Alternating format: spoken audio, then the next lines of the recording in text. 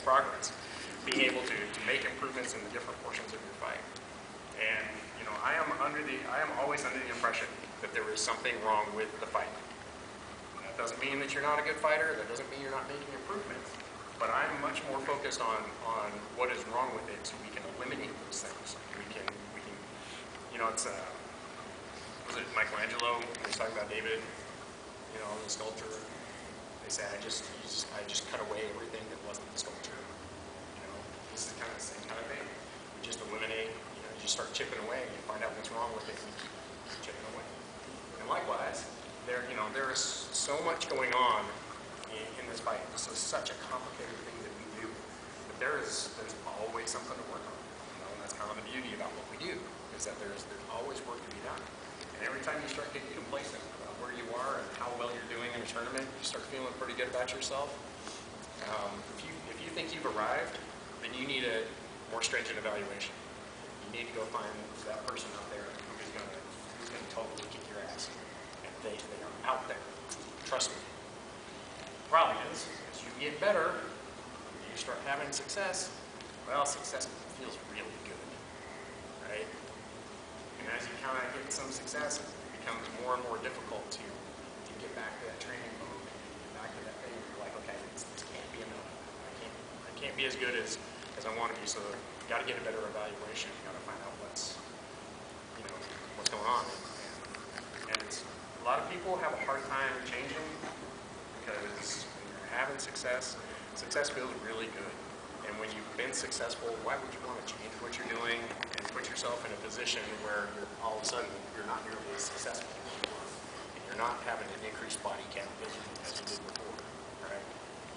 This is all part of the mindset of training, and these are some of the psychological pitfalls that we get into. We convince ourselves that, you know, yeah, this is pretty good. Yeah, I'm a Shire champion. Man, I've really arrived. I'm Mr. Somebody. Really? How many people were in that Shire champion? Kingdom champion, you know, the Kingdom champion at Ursulus up here. That's something. You were Kingdom champion last year. By default. You are again by default. Skeggy was champion, right? Wayne. No, Wayne went on to win Crown, and then yeah. Kingdom champions, that's a hot list. That is something to be proud of. You know, winning on Tir Crown, that's something to be proud of as well. You're really into any crown, but outside of Crown, you know, Ursulus and Kingdom champion, those are some awesome lists. You know, if you're doing well on that list, then yeah, that's something you can say you know, that's something you should be proud of. It really is. How many former Kingdom champions here? Yeah, that's a tough list. You know, that is something to be proud of. That's you know, a measurement where you can say, yeah, that's pretty good. So, how do you feel about your fight, Wayne? Fortunate that I won what I won, and there's a bunch of stuff I'm not happy with. Bing! That's the right answer right there. It's like, this is great, you know, being champion. That's a pretty good accomplishment. And you are not nearly the fighter that you want to be. And so, moving right along. Outland's prize tourney is a good list. You know, competing outside of your kingdom, and constantly going out there and finding a more stringent evaluation. And the better you get, the more difficult it is to find that person that is going to really, you know, give you the kind of woodshed beating that you need to be able to go home and say, okay, something is not right. I need to go home and work on this and fix this. It really gets to be a lot harder to find that kind of evaluation. So, you know, if you're sitting around and you're getting beat on pretty regularly, if this is something you want to do, don't be discouraged by that. Don't be discouraged by the fact that you're not racking up a huge body count. Okay, just take that as you know, knowing that there's deficiencies in your fighting, and regardless of the tournament that you're entering and the evaluation that you're going to get, just, you know, don't take that as wait, went 2 and out, so that just means I suck. Well, that's not what that means. If that's all you take away from it, then that's all you're going to get out of the experience. And there's really no point in showing up into the tournament after that, because, you know, if that's all you're going to take away from it, is just the abject failure. Yes, there's a failing, but identify a deficiency and start working on that deficiency, then you're going to be able to chip that away. And the next time you go to a tournament, you may still go out in two. But if you've made progress on the things that you had isolated deficiencies previously, that's progress. Okay? And that's what we need to be measuring against. You know?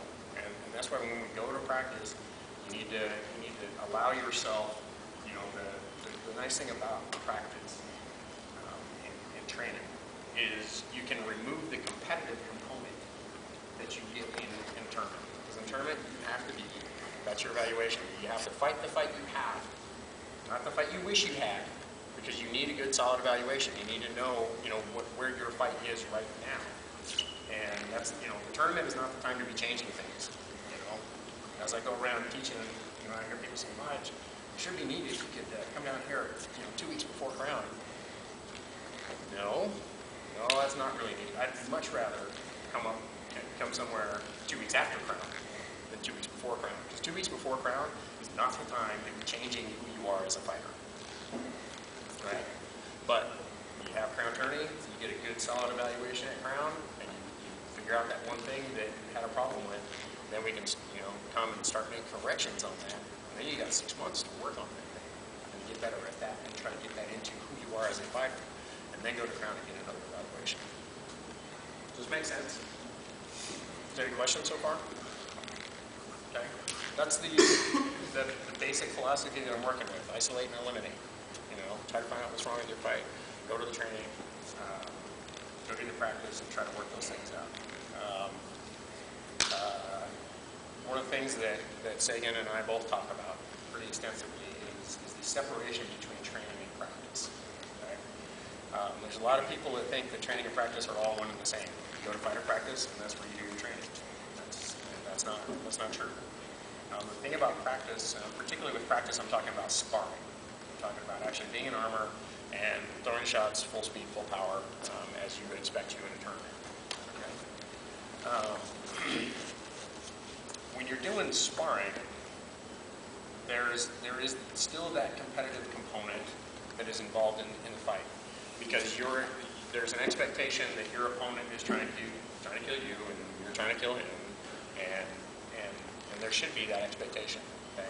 But when we're talking about the training and doing some of these drills and trying to work on something very specific, you need to create an environment in which you remove that competitive component, so that if you're working on your target recognition, you can be working on that without really being concerned about, this guy's just going to hit me and rip my head off every time I move.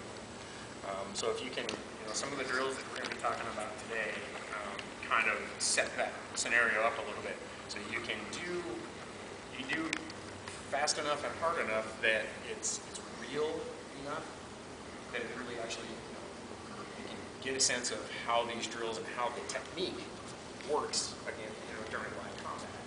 But it's a step removed from full speed, full combat, so that you're not concerned. It's like, okay, I gotta be doing this portion of the fight. I gotta exercise this technique. I can't be doing that when I'm worried about this guy, smacking me around and hitting me everywhere else. So when there is a portion of the drills in the sparring that you need to create that.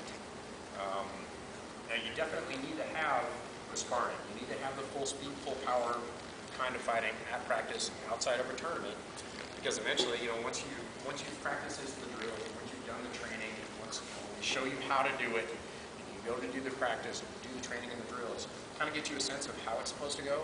But then you need to be able to do the sparring, so you reinsert that competitive component, reinsert that expectation, so that it's no longer just, I hit you, you hit me, I hit you, you hit me.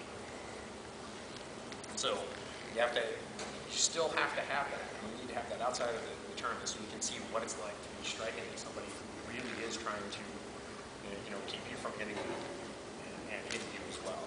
So there's several different stages and phases of the training environment, and a lot of people just don't. It just never registers in your mind.